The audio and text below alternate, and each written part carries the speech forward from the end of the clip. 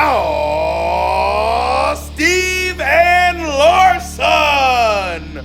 Don't you dare be sour.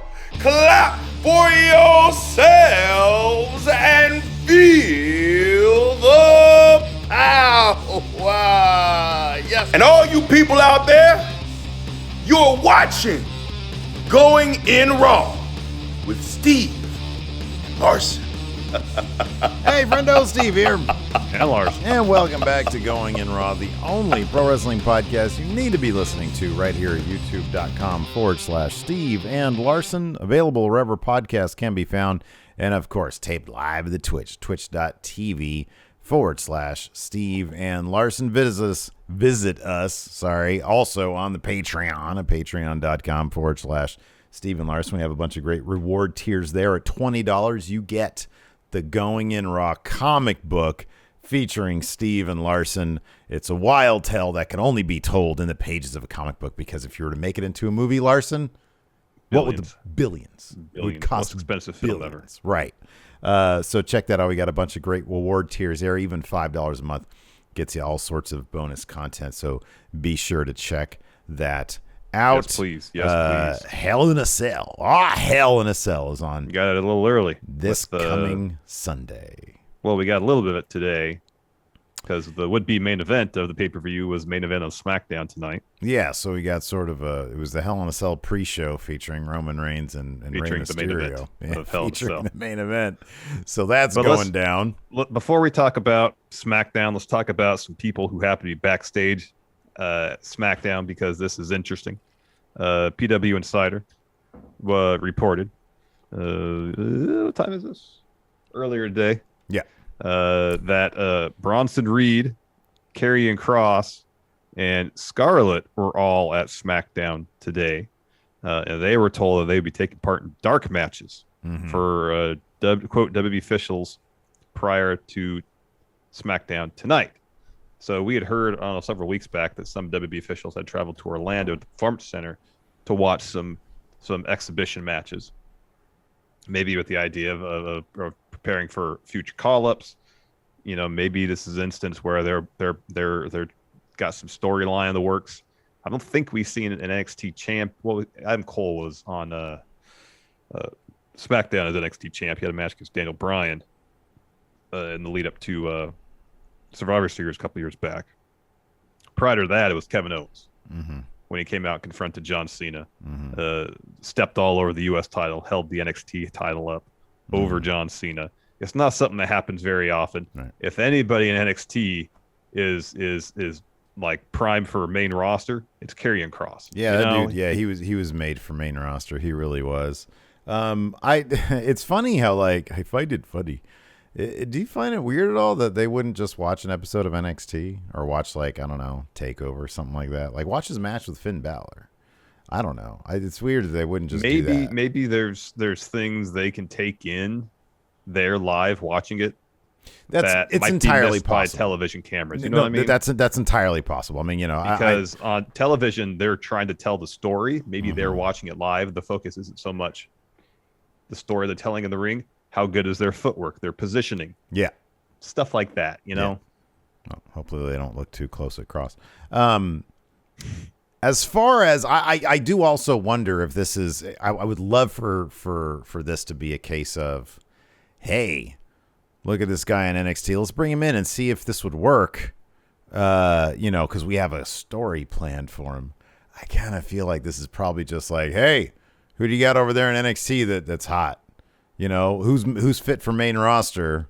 Maybe Triple H is like, hey, I've got this big guy. You guys love him. Let's get Kross out of here. Here's another thought.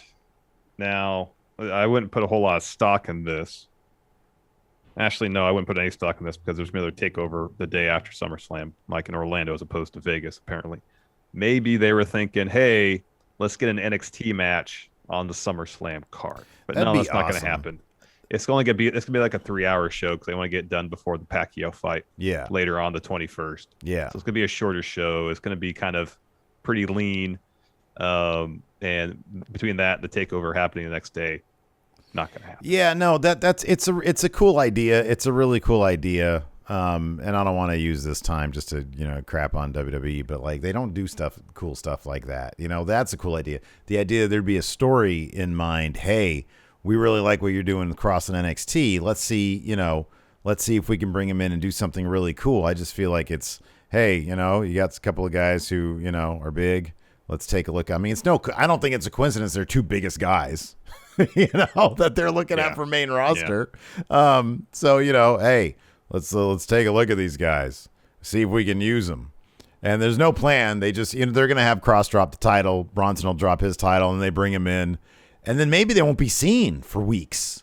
Entirely possible. Months. I mean, ideally, you bring them in the main roster as NXT champions. Right, yeah. No, you do that. You do something cool. And while that story, like with Kevin Owens, while that story's playing out in the main roster, he's still in NXT doing stuff. It's the weirdest thing in the world that they don't do that. That's not the template, It's like, hey, NXT should always be trying to show main roster, hey, we are NXT. There's a reason why we're awesome and you suck. And that's what Kevin Owens' thing was. Why don't they always do that? They completely, it's like once Shinsuke, it took 6 weeks for him to get a match against Dolph Ziggler. The writing was on the wall. Once every 5 years, roughly, they'll do something like that. It was Owens first. About 4 or 5 years later, you have NXT being involved in Survivor Series. Yeah. You had Adam Cole, Rhea Ripley front and center that whole time. And Shayna had a decent call up. The biting thing I thought was pretty cool. Wasn't bad, yeah. Hey, NXT is great too. And then, so I guess we got to wait till, another 5 years, maybe 2023, 2024, and we'll get something like that again. Yeah, that'll be cool. Another name apparently backstage tonight at SmackDown, Becky Lynch. So PW Insider is reporting that Becky was spotted at the WWE Performance Center this week, noting that she was working with Indy Hartwell in the ring yesterday on Thursday. It was Fightful Select. Go subscribe to the Fightful Select. They're great. Who noted that Becky was going to be at SmackDown today. And their sources said that Becky, quote, looked jacked and like she never left. And like PW Insider, Fightful Select noted that she did some in-ring work while at the Performance Center. This is very exciting. Yeah. Becky Lynch is great. With the WWE going back out on the road in front of fans, in front of crowds, I would not be surprised if she comes back, has a match at SummerSlam, because they want to make this basically WrestleMania seemingly, to bring as much star power as possible to the card. I think that'd be great. Money in the Bank is the first one with fans. Any chance in your mind we might see her there? It's entirely possible. It'd be pretty cool. It'd be pretty neat. Entirely possible. Somebody pulls up injured for Money in the Bank. They can't make it. Becky Lynch comes out. It would be, in a way, full circle. She had to give up the Raw Women's title to Asuka after Asuka won Money in the Bank. She's like, do you think anybody at WWE remembers that? She'd be like, no, I've been here for like 6 months in the back just waiting for somebody to go down an injury so I can come out. I've been here the entire time. It hadn't happened till there was no opening for me for Becky Lynch until today, so I had to wait. So anyways, interesting stuff leading up to the big fans coming back thing. This weekend, of course, Hell in a Cell. Sunday, we're going to be doing our live reactions along with the Enforcer. Our predictions for Hell in a Cell will be going live Saturday morning, so check that out. And, I'm going to be defending my predictions championship. I'll be honest, not confident. A couple matches were just basically confirmed tonight. One was made tonight. One was confirmed, I guess, Rollins versus Cesaro. I don't know if they had even mentioned that this was going to happen or not, but Rollins says, hey, we got our match for Hell in a Cell. Yeah. So that's Cesaro. He was springing it on us. So we were just wondering, hey, are they going to replace their would-be main event, Roman versus Ray, with another match? And they did it. They did one better, replaced it with 2 matches. Yeah, they did. Yeah, and then they added a Hell in a Cell stipulation to one of the matches, Bayley and Bianca Belair.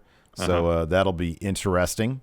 And then we had, for whatever reason, and if I'm not mistaken, because they said it a million times. This is the first time Hell in a Cell was on network television.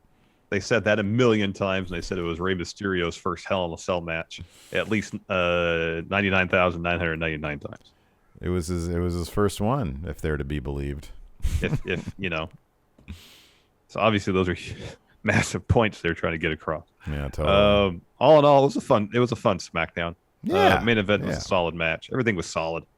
And yeah, as you mentioned, they were really hyping up the first time ever Hell in a Cell on network television thing. But I was bummed out because I shouldn't be surprised. It was the red cell again. Give me just the chain link fence Hell in a Cell. It looks tore up. It looks dangerous. Yeah. It looks like that it could fall apart any moment. That element of danger, I feel like, is severely lacking from this pristine, immaculately constructed red cell. Mm-hmm. Like, why is it red? Has that ever been explained? Hell supposed to be fiery. I think of red. When I think of hell.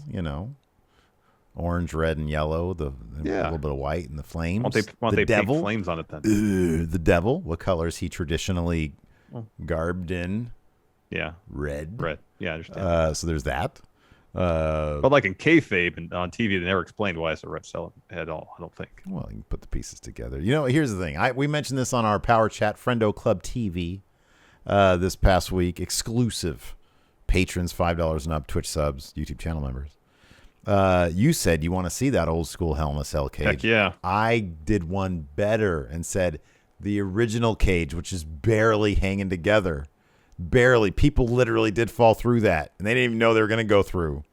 They had no idea it was going to. You step, and it's like you're in quicksand. Yep. You have no idea if your next step is going to punch through, and you can go falling down like Kazarian in Ultimate X. Talking about. Right, landed on your hip. Oh. You want to make me believe that structure is dangerous? Yeah. Without anybody jumping off or getting thrown off the top of it? Mm-hmm. Make it chain link fence. Yeah. And if possible, the original one. Then I'll buy in. This thing is dangerous. I agree. I thought the match was fun, though. I thought the match was pretty fun. Yeah, it was fine. Roman versus Rey Mysterio. It is kind of obvious. I think they put it here on SmackDown because they're just... I kind of feel like they're just over Thunderdome. I think WWE, they can feel the fans coming, and they're like, man... Because I've been over Thunderdome for a little while now. Like, I was cool that at first I was like, well, it's better than Performance Center. Well, I mean, that's true. I had a thought the other day, and it might not be a popular thought, but I think in some respects, I feel like this Roman storyline has actually benefited quite a bit from not having fans there. There's an intimacy to it that would be completely lost if it was in an arena, like a huge basketball arena, filled with between 6,000 and 7,000 people, because that's about what WWE was drawn prior to the pandemic. And I don't know. I feel like there's this level of intimacy when Roman comes out to the ring in Thunderdome that really benefits what's going on between, amongst the interpersonal relationships between himself and Jimmy and Jay and Heyman as well. I think being in Thunderdome has actually benefited that story. It would have been interesting to see what in alternate universe land, if the sacred timeline redlined, and we could have seen this. If we could have seen how this story would have played out with fans in attendance. I do agree in that, I guess it'll just be interesting to see how they alter, how they handle this stuff, because I agree, like being able to hear so much of what Roman's saying, the contract signing stuff is great. He's a bit of a soft talker these days with his promos. I'm not sure how it's going to work with actual fans there. Yeah. So he might have to step up his, he must add some decibels to his voice. But all in all, I thought, given that this was a match that by necessity, I mean, they could have done a thing where they, said, oh, this match is special. It's brought to you by one sponsor who paid more money. And so it's being brought to you ad free. Like we've seen that with NXT before. We've seen that many times before. Not many times, but sometimes they do that. They could have done it with Hell in a Cell, but something tells me that given that, they had zero time to figure all that stuff out, that's why we had a bunch of commercial breaks in it. It didn't kill the pace of the match for me. I thought that they hit the spots they needed to hit. It's Rey Mysterio. It's Roman Reigns. They're two really, really fantastic wrestlers. I thought this was not as bad as a lot of the we're at 40 plus Hell in a Cell matches at this point, and a lot of them are overlong, meandering, don't use the cell. I thought they hit all the beats they needed to hit tonight. And we got some development with Jimmy Uso, and we all want to know where's Jay. Yeah. I thought Hell in a Cell was pretty good tonight. That's the only disappointment I had in Hell in a Cell was that at the head of the show, we could dive into it. We'll just get into it now. Mm-hmm.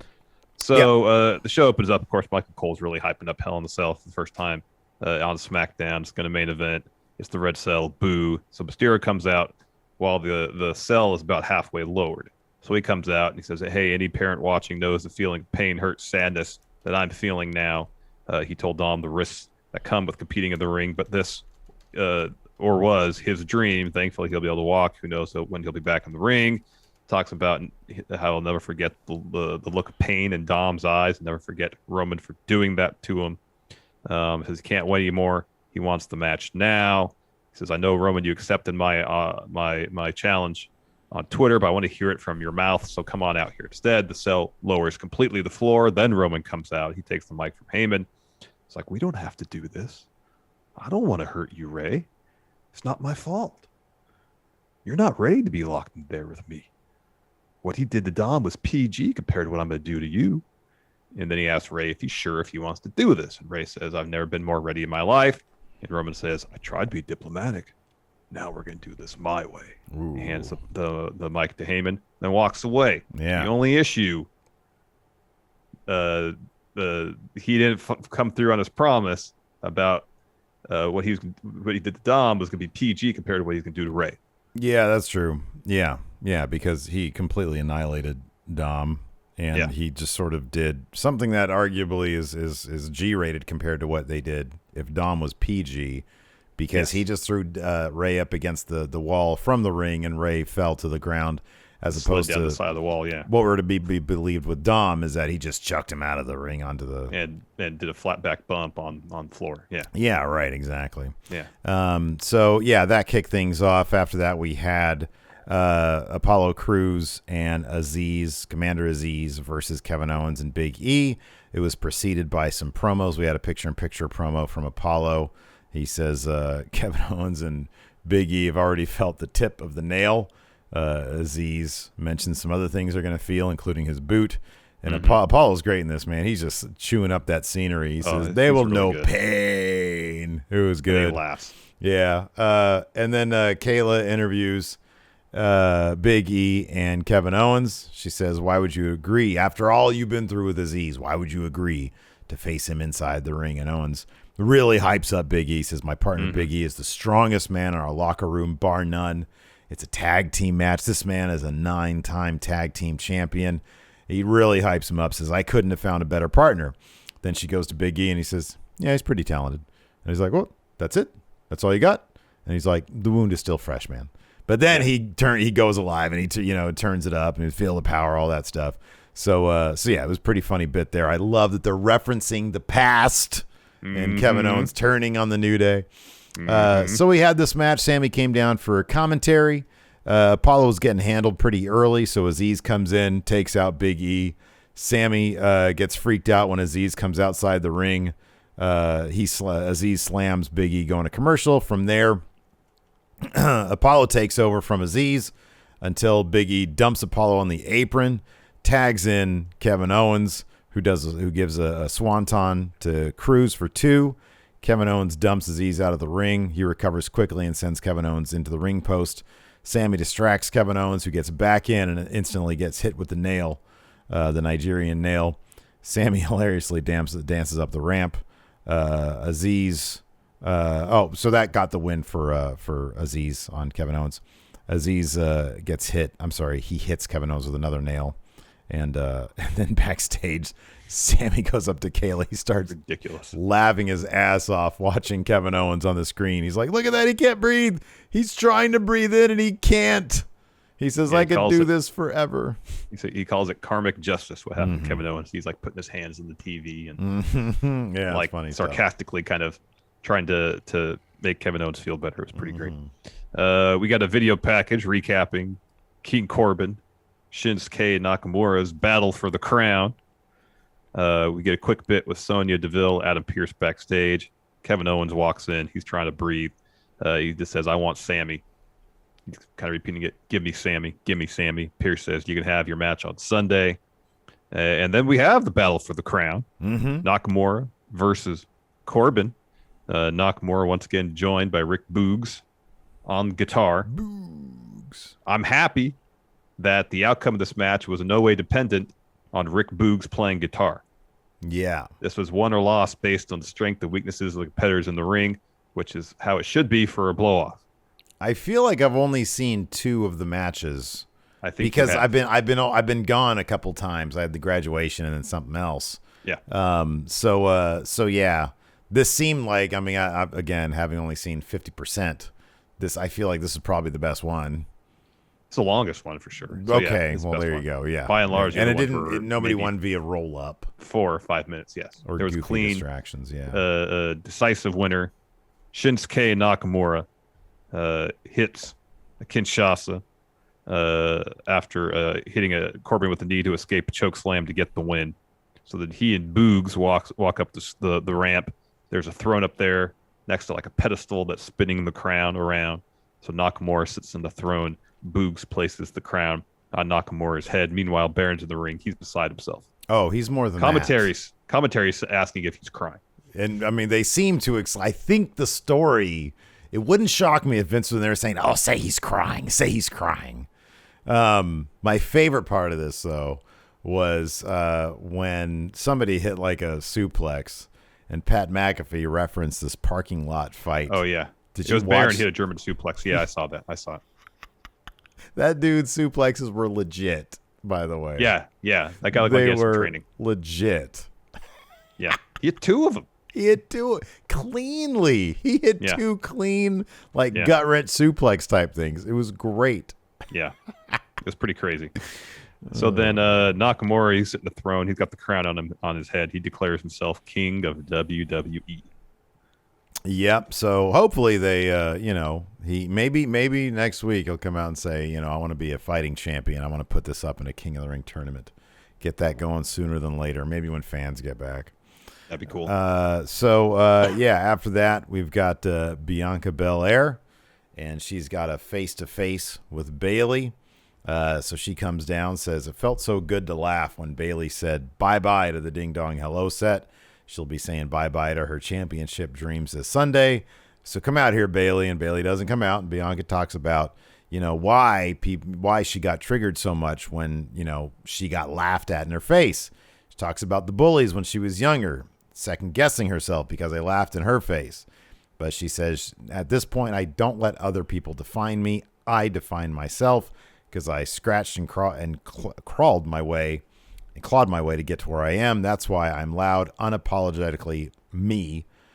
She says, "Bayley, Sunday, I don't want you in the ring. I want you inside Hell in a Cell." And she says, "You won't be laughing when I grab your hair and drag you all over that cell." She says, "I'm going to do you so bad you're going to beg for me to stop. You won't be laughing when the bell rings and the match is over and I remain SmackDown Women's Champion." She says, "First they ignore you, then they laugh at you, then they fight you, and then you win." So Bayley comes out. Looks like they're just going to do a face-off, but she takes a swing at Bianca.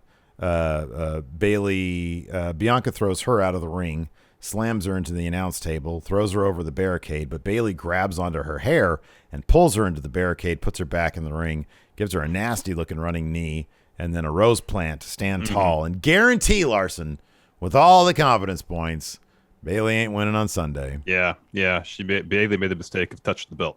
She touched the belt, she held it high, and then they ran, everybody on Thunderdome was replaced with Bayley touching the title. Yeah. So that's just a lot of math right there. It really is. It's hard to overcome all that. Then we had Roman Reigns in his locker room. Jimmy Uso walks in. He says, "I thought about what you said last week, about looking out for my brother. You're right." Says, "I might not agree with you on everything, but we're blood, we're family." And Roman asks where Jay is at. And Jimmy's like, "I haven't heard from him all week. I went by his house. He wasn't there. I don't know." He goes, "Tonight, if you need my help, I got you." Roman says, "No, I need you to find your brother. I need Jay. We need Jay. Our family is at its best when we're together." Says, "Don't worry about tonight. I got this. You find out where Jay is." The performance here was really good because when he said, "I need your brother," Jimmy looked a little put off by that, and then Roman corrected himself, said, "We need your brother," and that seemed to put Jimmy a bit more at ease. I swear I thought we were going to get a super kick tonight. I totally did. I told you after he raised his arm at the end, he was just standing back there. Dude, right? I thought he was going to turn around after Whack. choking out Ray the second time. Bang. Dunk. Because Jimmy was doing this. He had his shoulders kind of in, his head kind of down. Looked like he was ready to throw that boot. And I'd see Roman do a base hit. So after that, we had Smooth Otis. What is the character's name from Pee-wee's Big Adventure? Do we remember? It's something smarmy. Somebody in chat. He looks exactly like that guy without a beard, by the way. He looks dead on like that dude. So it's Smooth Otis. Francis. Yep. Oh, Francis. I used to do a really good Pee Wee Herman impression. So anyways, it was Otis versus this dude. I'm surprised he didn't have rib tape. He had all sorts of shoulder tape on. And it was like, it was tape. It wasn't like the Rock tape stuff. So he looked so goofy. But anyways, Otis. So Chad Gable sort of taunts Angelo Dawkins. Montez is kayfabe injured, so he wasn't out there to help out. And Gable and Otis, they just wreck this dude. They beat the heck out of him. They beat the living hell out of him. They ran him into some ring steps. Gable did a flying knee off the apron. On his shoulder, his bad shoulder. Yeah. And Otis, I'll be honest with you, man. I really dig the performance of Otis Shagur. Like, he does a really good, death stare. He does a good trance Otis, yeah. Yeah. And I really wish they would have done some, training montages of what the hell got him to that state. Because that's like some Manchurian Candidate type stuff, man.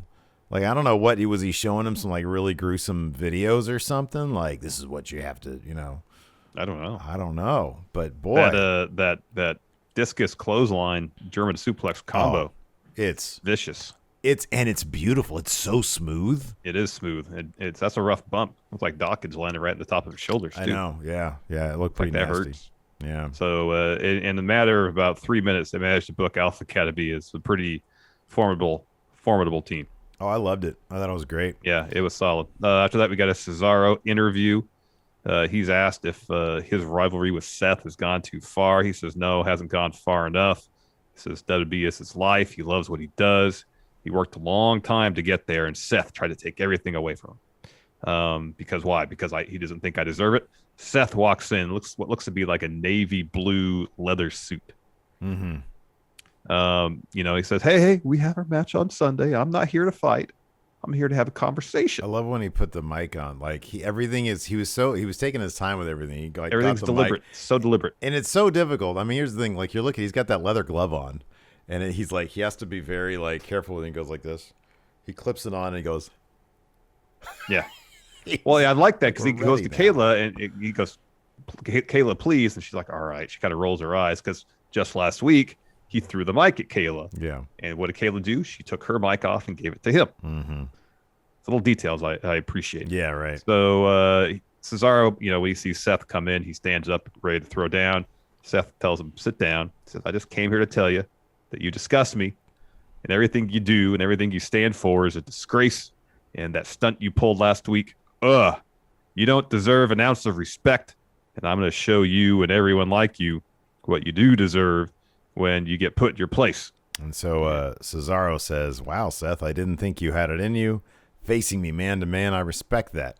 I respect everything you said, and I do respect you as a competitor, and I'll see you on Sunday. And then he pushes Rollins over in his chair because they're just director's chairs, so those things fall easily. Yeah. He pushed him over, and Rollins lands, and he gets up. He's fuming. And Cesaro just walks off. Mm-hmm. Then we had our main event. Then we had our main event, Roman Reigns versus Rey Mysterio, a Hell in a Cell. Rey got some early momentum using a fire extinguisher and a toolbox. Wrecked him. Go to commercial. Out of commercial, Rey has a chair. He wraps it around Roman's neck, drives him into the cell wall a couple times, into the ring post. But Roman is able to counter a sunset powerbomb attempt, swings him into the cell wall. He's got control heading into another ad break out of commercial. Reigns has Rey in the corner, hits him with a Superman punch.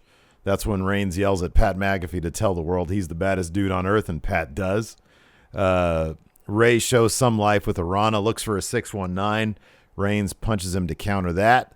Reigns ends up posting his shoulder. Ray then does hit a 619, takes a steel chair to Reigns' back. Ray hits a frog splash on a steel chair on Reigns, but he can't get the pin because he kind of messed himself up. He goes back up, hits a splash. He only gets 2, and I'm like, oh, that's kind of all he got there, Ray. So Ray tries for a third, but Reigns catches him, chucks him into the cell wall from the ring to the floor. Reigns gets Ray in the ring, gets him in like a standing guillotine, and Ray taps out almost immediately. It was different. It was kind of almost like a cravat, but with the other arm kind of wrapped around too. Yeah. It was different. So he taps out. So Jimmy comes down. He raises Roman's hand. Roman looks really annoyed at Ray, who's like climbing up the ropes. He's trying to catch a breath. Trying to get on his feet. Yeah, and so he grabs him again with that chokehold, throws him back down. I thought for sure Jimmy was going to super kick. I thought so too. As soon as Roman turned around, I was waiting for that super kick. And I liked that Roman instead, he was just standing over Ray and says, "Never question my decisions. I'm the head of the table. Happy Father's Day." Happy Father's Day, Rey Mysterio. Yeah. Oh, that was so good. You and your dummy kid. That was so good. Let's go ahead and answer some questions here on the Patreon. I've got a whole question thread right here. If you want to ask a question, you can hit us up on the Patreon at patreon.com/Steve and Larson, the number 12 wrestling Patreon, according to WrestleNomics. Yeah, that's cool. We made the list. This is pretty cool. We're on the list. We're on the list. I got a question here from Night by Night over here at the Twitch. It says, today you decided to get a head start and plan a birthday party for your best friend. You purchased the perfect gift. And you want to be presented to them in the most grand way possible. What SmackDown superstar do you ask to come to the party and give your friend the present in extremely memorable fashion? SmackDown superstar? Well, I mean, obviously it would be what I originally had planned for your birthday, but I went ahead and fast-tracked it for you being clutch at Quizzlemania. It was the Sid softball. And so, obviously, I couldn't get Sid because he's not currently a SmackDown superstar. That could always change. So, the closest thing I could think of to Sid on SmackDown would be maybe not the master and ruler of the world, but certainly the ruler of the head of the table, Roman Reigns. Roman Reigns is the correct answer. If you could somehow convince Roman Reigns to present your best friend with their birthday gift, then that's one hell of an accomplishment. Absolutely, yeah. You got the head of the table himself. Head of the table to present a gift? Wow. Says, I want you to acknowledge your best friend. Look at this gift he gave you. Acknowledge this gift. Jorge D, since it's Father's Day weekend, who is the best wrestling dad?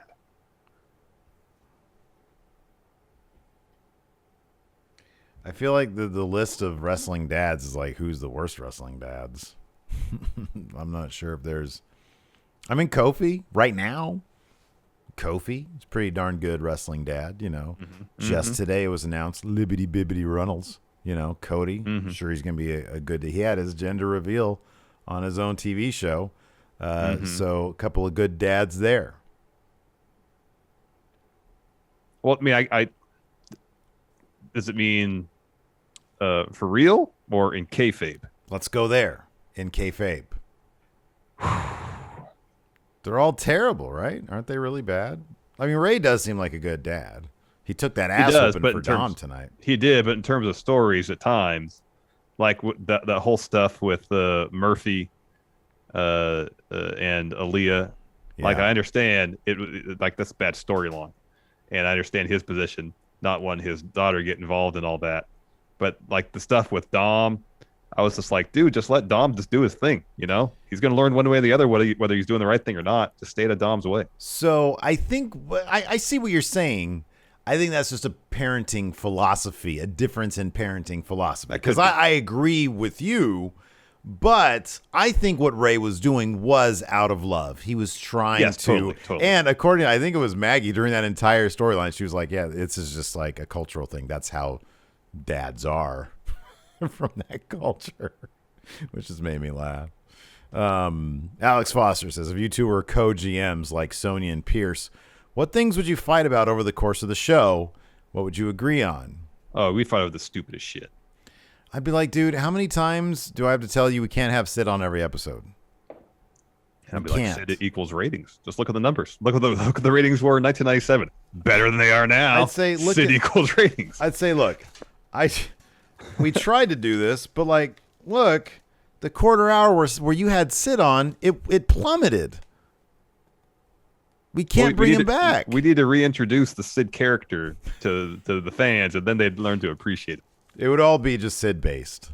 Yeah. I'd be like, look, I appreciate Sid, but we need to cool it on Sid. He's becoming the new Roman Reigns. We're shoving him down everybody's throats. Well, then you get the head of the table. Who best to feud against the head of the table than the master ruler of the world? And then you'd say, dude, just wait till softball season. It won't be a problem anymore. Exactly. Vern Gagne seemed like a decent dad. Stu Hart, that dude had a literal dungeon. That dude would take his kids down there and beat the shit out of them. David Matushek, after seeing Azeez in action tonight, which wrestler of Nigerian heritage do you think works better as a bodyguard who can throw down, Azeez or Amos?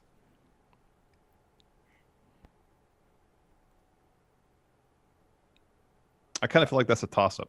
Yeah, right? Like, Azeez has actually done more than Amos with that nail. Mm-hmm. That's been rough. Yeah. But like Amos, he goes in there. I mean, he's throwing some people around, but yeah. I kind of feel like it's a toss-up. Yeah. White Brownie, it's not AAA, but will you guys be watching CMLL's show tomorrow here on Twitch? CMLL's on Twitch now. Probably not. I got plans tomorrow, so it's CMLL. They're not.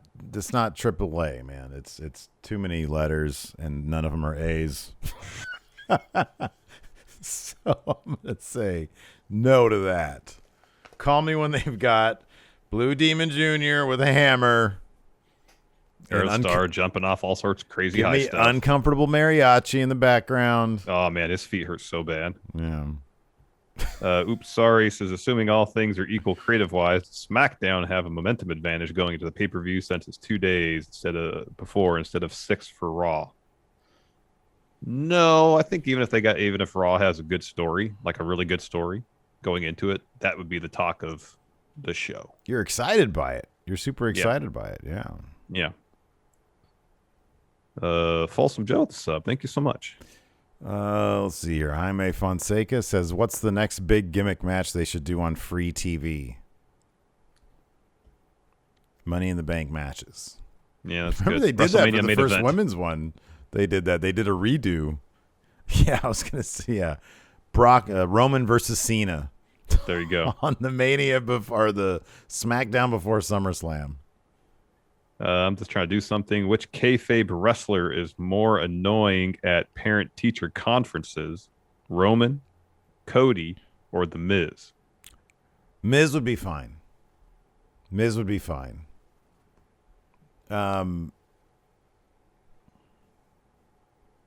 Cody would be fine because I feel like in kayfabe, Cody would be the kind of guy who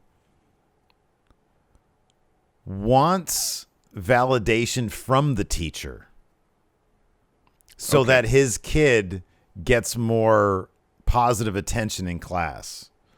Roman would bust out the Common Core book and start teaching the teacher how to, you need a 10 frame, that kind of stuff. Yeah. Where's your 10 frame? Where's your 10 frame? That's like all I know about Common Core. Yeah, no. There's a lot of 10 frame. Mr. Breeze, some bits. Thank you. Let's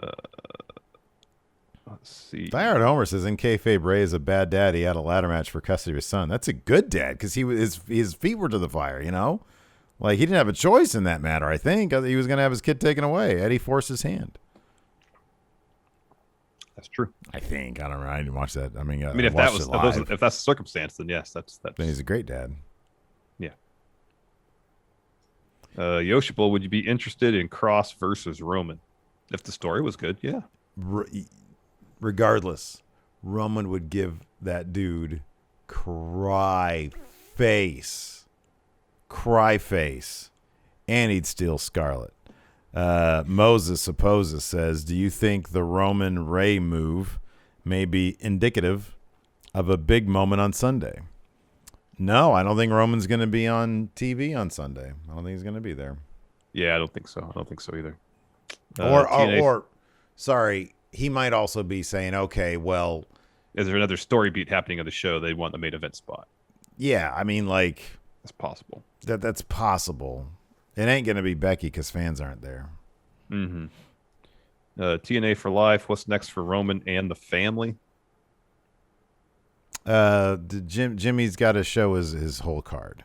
Yeah. He's got to, we got to figure out where Jay is, for one thing. Yes. On the lookout for Jay. Mm-hmm. Let's see here.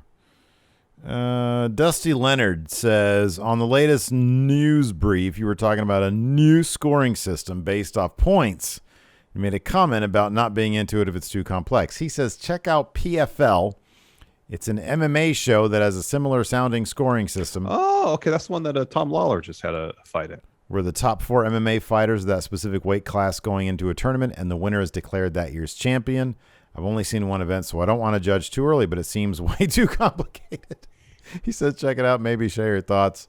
Thank you, guys. That's a good one. Maybe we'll see. I'd be more excited. Number one, I'm interested. We'll see. But number two, if they had said, hey, there's a new rumor that says WWE's going to do slap fights, I'm all about it. All about it. Who do you think the top slap fight? Yeah, if they did it, shoot. Otis. Yeah, I got that same feeling. I kind of got that same feeling. Yeah, I think Otis could wreck in a slap now fight. That Braun's out, if Braun was still around, I would have said Braun because he does have huge hands. Yeah, TNA for life here says Walter. I was thinking main roster. Walter, of course. Walter would wreck everybody. I think Otis would be killer. Yeah, I think Otis was a solid pick. It wouldn't shock me also Big E. He throws a lot. I could see him with like big hands. Baron Corbin as well because he's a former boxer. True. It's not exactly the same movement, I understand. Sure. It's entirely possible. White Brownie, if 2K Games were to show up for SummerSlam week and they invite you guys to their event, would you guys accept? Sure. Yeah, sure. Absolutely. Yeah, why wouldn't we? Yeah. I got to make sure that my junk mail is not grabbing their emails to us. Oh, yeah. Eddie Brock's Venom. Will we get a Hell in a Cell cage toss from a cell on Sunday? Or is it going to be the first time in a while we don't get a cell bump? I say no cell bump. No. Nope, I don't think so. Yeah, I agree with that. Pachiti Mania with the sub says, hey, friendos, when are you back on Quizzle Mania? It's time to take down Sean Ross Sapp now. He ain't even champion. He's not whenever champion. We're invited back. Hey, you know what, though? Wednesday, Kayla's on. Her first singles Quizzlemania. I heard. Got to show up and give some support there in the chat. Mm-hmm. Yeah. Anyways, that's all the questions we got over here. Thanks, everybody, for tuning in. We definitely appreciate it. Join us Sunday for Hell in a Cell. We're going to be doing that on YouTube and then a recap live on Twitch. Thanks, everybody. We'll talk to you later.